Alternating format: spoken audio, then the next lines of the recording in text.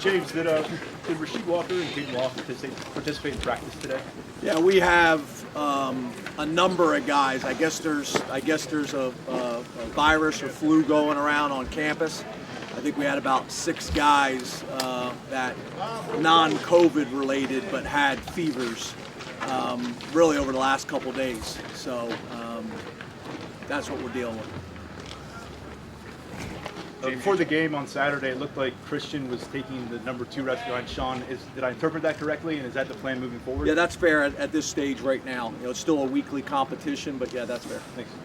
James, how comfortable? Last week about competing 365 days a year. Is the current level of competition year-round commensurate with the way the team has played this year? I understand the question. I would need some time to kind of answer that question. This is something I've been talking about for 8 years. Hopefully we'll be able to get into specifics here soon. Coach Franklin, we're working on a story that's going to run in a few months. So I apologize to my colleagues here who are here for more immediate reasons. It has to do with Joe Paterno and his legacy and where it stands today. And our hope is to run it 10 years after his passing. And I'm just wondering if you'd be willing to share with us your thoughts on Joe Paterno and what his legacy means today to Penn State. Yeah, I'm happy to talk about Rutgers this week, this game. So if you have any questions about that, I'd be more than happy to discuss them. James, was Mike Miranda among the guys who had illness, or I know he left the game early on Saturday? Yes, sir. James, how prepared are you to make adjustments on the O-line if you have to, replace some of these guys? Because we haven't seen a lot of the backups other than Effner. Yep. Yeah, Effner's played a decent amount. Landon's got a bunch of reps this week.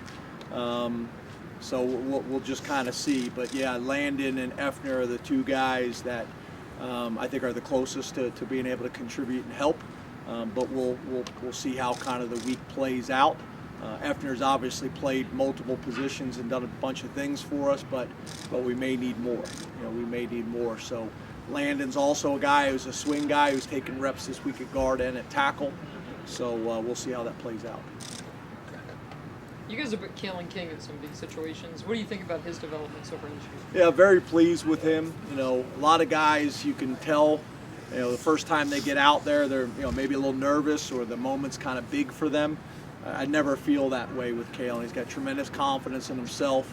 He's played a decent amount already this year. So I could see his rep count continue to go up as the season goes on. Was he banged up down the stretch? Is that why Kalen was on at the end, or? Yes, correct. Kalen was out there on a pretty big play where it looked like he ran into Daquan. How does he overcome that, or how has he dealt with that? Because that's probably a tough thing for a kid to deal with.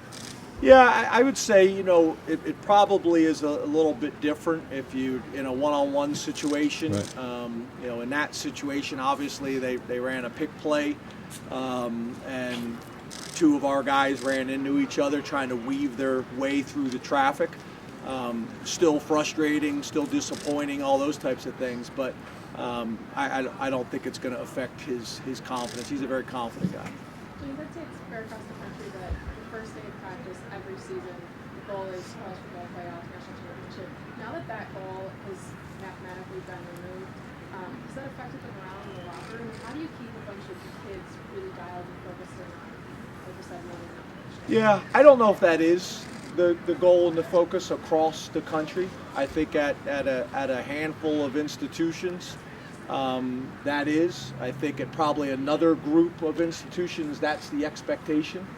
But yeah, I think that's what's changed with the college football playoff. It's made it very different. It's made the regular season in college football has always been very, very important. I think this has magnified that even more so. So yeah, it does. It creates some challenges. You see over the last number of years, you see a lot of programs and schools where guys are opting out of bowl games and things like that. We've been pretty fortunate, with those types of things. These guys got a lot of people in their ears with the change in policy from the NFL and from the NCAA. The agents can talk to our guys from the time they're a freshman and make recommendations on what they should and shouldn't do. It's complicated. It's much more complicated than it's ever been. There's no doubt about that.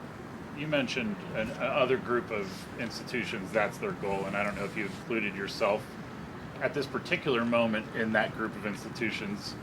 What is the goal right now, and how does that mesh with sort of the longer term plans that you have? Yep. Yeah, I think we're a part of those institutions, right? Where we've done it before at a very different time in college football, but we've done it before. That is the expectation, and that is the mentality. I think that is more than fair.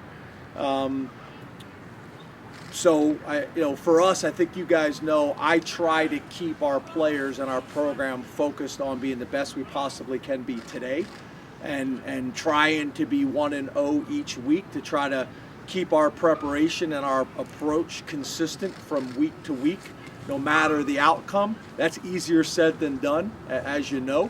But I think that helps. That helps manage some of those things. But yeah, I think that's the biggest challenge, I think, right now in college football. I think that's the discussions that we've been having, and you guys have been asking me a lot of questions about the competition 365 days a year. This isn't the first time I've been talking about those things. I remember standing out on that turf a long time ago when I first got here, talking to you guys about that, using the We Are Penn State as the backdrop. Talking about the things that we're going to have to do year round to make that a reasonable option, a reasonable expectation. So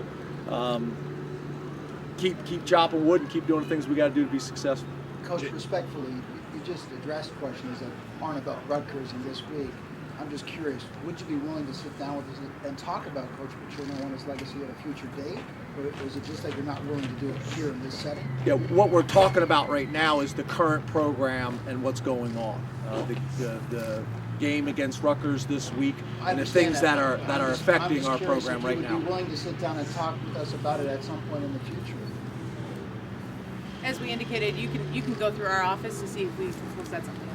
James, with senior day coming up, how would you evaluate Jaquan's tenure with the program, especially given the things he took to get to this point with Lackawanna, as well as the Yeah, I'm super proud of him. He's done a great job in every aspect that we've asked him to do, academically, athletically, socially. His family's been a big part of it, being from Pittsburgh. Obviously, the success we've had out of Lackawanna has factored into it as well. I'm really proud of him. I'm really proud of him, and I think he's doing great. And I think he's putting himself in position to have a very bright future after leaving Penn State. Two more. Talk about that relationship with Lackawanna and maybe explain how that recruiting might not be the right word in this context, but how that relationship that you guys have seen to develop over the past few years. Yeah, it's really been since we got here. There wasn't a great history of Penn State recruiting it. We looked at it as a significant advantage having a junior college in the state of Pennsylvania. The number of junior colleges have declined nationally, so it was an opportunity for us to keep some kids in the region that maybe had to take a different path to still come to Penn State. It's worked out really well, I think, for both institutions, and the guys are doing extremely well. So, obviously, whenever you get a kid from a certain school or a certain region and he has success, it obviously opens up opportunities for the future. James, when a veteran player makes a transition this late in their career, like Jesse Luketa, how does that maybe complicate the process of what he faces in the next month or so? I'm sorry, one more time? When a veteran player, year number 4, like Luketa, makes the transition to a new position and flourishes there, but is still new there, how does it maybe complicate his situation as a senior, junior, whatever you want to call him right now at the NCAA? Yeah, I don't think it really complicates it. I think it really, it's probably no different than any other industry, right? The more things that you can do and the more value you can bring, to the institution or the team you're playing for, the better. No different in your guys' field as well. So I think the fact that Jesse can play Mike linebacker and thrive as an inside linebacker and then play defensive end, I think that helps people project him, whether it's a 3-4 outside linebacker or whether it's an inside linebacker, maybe even in a 3-4 system as well. So I think it helps him, and I know it helps us. Thank you very much, Coach. Thank you. Thank Yeah, you. and like always, guys, any of these things that come up, if we're known ahead of time, we tell you what we can cover and what we can't, which I think we did ahead of time, right, Chris? Yes. Awesome. Thank you.